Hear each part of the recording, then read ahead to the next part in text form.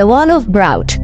दोस्तों, एक जमाने में यमन के सहरा में एक पुरस्कार सिंक होल था जिसे द वॉल ऑफ ब्राउट कहा जाता था। उस वक्त के मकामी लोगों का ये मानना था कि ये जहन्नम का हाल है जिस पर बदरूहों ने लानत भेजी थी। इसी वजह से कोई इसके पास नहीं जाना चाहता और इससे दूर रहने में ही अपनी आफियत समझता था। इन सब अफसानों के बावजूद हाल ही में साइंटिस्ट और रिसर्चर्स ने इस कुएं को एक्सप्लोर करने और इसकी तलाशी के लिए हाईटेक इक्विपमेंट्स के साथ काम शुरू किया और जो डिस्कवरी हुई उसमें ये पता चला कि ये कुआं 100 मीटर से भी ज्यादा गहरा है, जिसके नीचे पानी मौजूद है जो ज़ेरे जमीन दरिया से जुड़ा हुआ है। लेकिन ये कुआं मेथेन जैसी खतरनाक गैसेस से भी भरा हुआ है। इन तमाम खतरात के बावजूद रिसर्चर्स की टीम इस कुएं का कीमती साइंसी डेटा जमा करने में कामयाब रही।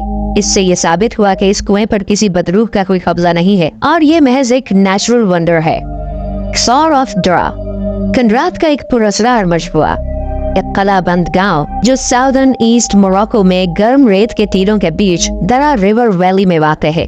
ये 17वीं सेंचुरी में एक तिजारती चौकी के तौर पर तामीर किया गया था। यह कलानुमा महल इमारतों के नेटवर्क से बना है जिसके चारों तरफ एक दीवार है जो 2 किलोमीटर से भी ज्यादा लंबी है।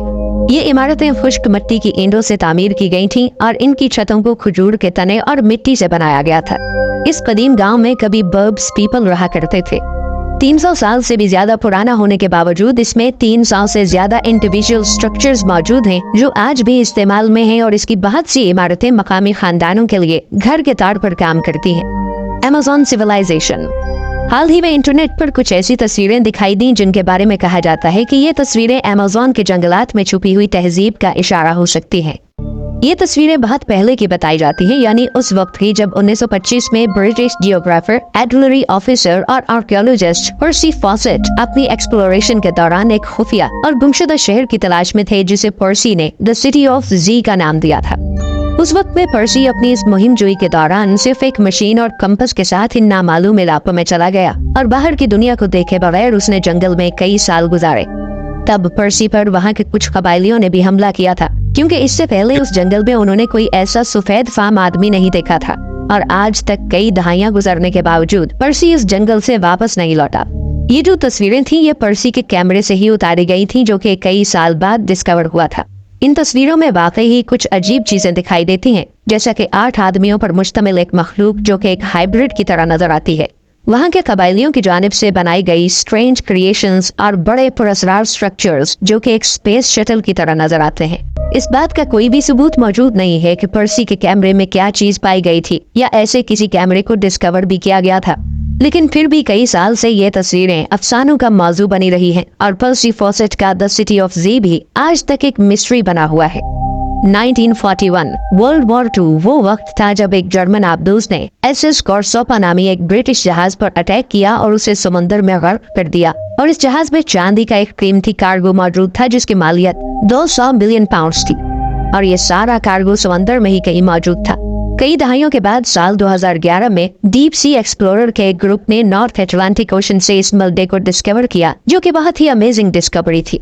SS कॉर्सोपा नामी इस ब्रिटिश कार्गो शिप का मलबा 15,400 फुट नीचे समंदर की गहराई में पड़ा था। इसे तलाश करने वालों को स्पेशल मशीन और रोबोट्स का इस्तेमाल करना पड़ा, जिसके बाद बहुत सा चांदी का कार्गो डिस्कवर हुआ। दोस्तों, ये जानना बहुत ही ज्यादा इंटरेस्टिंग है कि हजारों साल पहले इजिप्शियन फिरौनों के लिए उनके एहराम की तामीर से पहले और उनकी तदफीन के दौरान कुर्बानी की रसूमात में बियर का बहुत ज्यादा इस्तेमाल किया जाता था। 3150 कबल मसीह में किंग नार्मर के दौर में इन रसूमात के लिए बियर तैयार करने के लिए बाकायदा एक इंडस्ट्रियल स्केल पर शराबखाना बनाया गया था। मगर आज 5000 साल बाद इसी शराबखाने की बाकियात नॉर्थ अबाइड्स में एक जनाजे की जगह डिस्कवर हुई। इस जगह में एक वक्त में 5900 गैलन बियर तैयार करने की कैपेसिटी मौजूद थी जो काफी इम्प्रेसिव है। इब्तदाई तौर पर ऐसा माना गया है कि ये जगह शायद खुश्क दानों को सड़ने से बचाने के लिए है। बाद में मालूम हुआ कि ये दरअसल बियर के प्रोसेस में इस्तेमाल होते थे। इटली के ऊंचे डोलोमाइट पहाड़ों पर वाक़ई एक चट्टान जो 1.7 मील लंबी है, जिसका तस्वुर करके ही आप चकरा जाएंगे। इस चट्टान को मोंटे क्रिस्टालो कहा जाता है। इस चट्टान के किनारे पर एक पुरअसरार घर मौजूद है जो जितना पुरअसरार लगता है इतना खौफनाक भी है।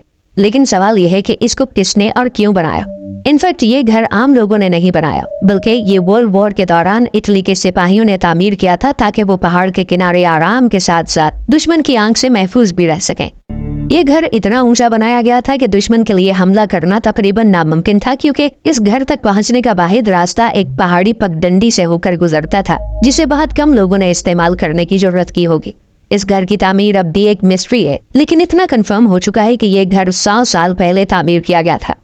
व्हाइट क्लिफ्स ऑफ डवर, ये इंग्लैंड की बहुत ही बड़ी चट्टानें हैं जो 8 मील तक फैली हुई हैं और सैकड़ों फुट ऊंची हैं, लेकिन इनके अंदर कोई बहुत बड़ा राज छुपा हुआ है।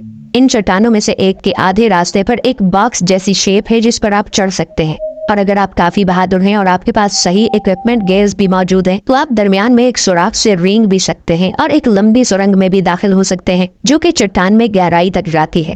ये खुफिया जगह दरअसल वर्ल्ड वॉर 2 के दौरान बनाई गई थी।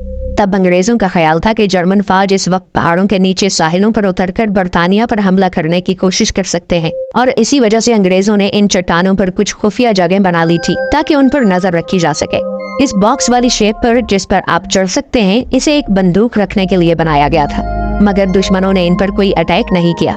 आज भी इन चट्टानों के अंदर इसी तरह की सुरंगें और ठिकाने मौजूद हैं जो जंग की यादगार के तौर पर एक्सप्लोर करने के लिए एक बेहतरीन जगह है। टोलन पैन, 8 मई 1950 को डेनमार्क में कुछ लोगों को दलदल से एक पुरानी लाश मिली, जिसको देखने के बाद ऐसा लग रहा था कि जैसे इस मुर्दा जिस्म को कुछ टाइम पहले ही मारा गया है, क्योंकि ये लाश बहुत ही अच्छी हालत में थी। लेकिन इस बॉडी को डिस्कवर करने वाले लोगों को झटका तब लगा जब इस लाश के क्लोज इंस्पेक्शन के बाद ये बात सामने आई कि ये बॉडी 2000 साल पुरानी थी। साइंटिस्ट के मुताबिक इस शख्स की मौत 375 से 210 कबल मसीह के दौरान हुई, और तब से लेकर अब तक इसका जिस्म बहुत ही अच्छी हालत में था। इसके बाल, इसकी स्किन और यहाँ तक कि इसके फेस एक्सप्रेशंस भी मौजूद थे। इस बॉडी को टॉलैंड मैन का नाम दिया गया, और एक्सपर्ट्स का ऐसा मानना है कि शायद ये शख्स कोई मुजरिम था या फिर इसे इंसानी कुर्बानी के तौर पर फांसी दी गई थी। जो भी हो, मगर टॉलैंड मैन की बॉडी 2000 साल गुजरने के बावजूद भी बहुत ही अच्छी हालत में थी।